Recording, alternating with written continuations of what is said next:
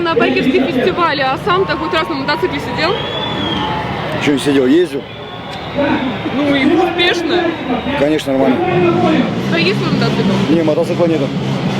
На чем ты сидел? Расскажи про свой первый опыт сидения на мотоцикле. Я взял мотоцикл, байк, да и поехал, и все. Ничего не поломал себя? Ничего не сломал. Да я немножко проехал-то, Йорк, что ты думаешь, что так на нем колесил, что ли? А почему немножко?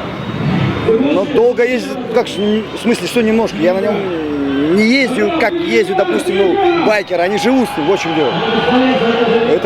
Это их жизнь. А я просто взял, покатался и все.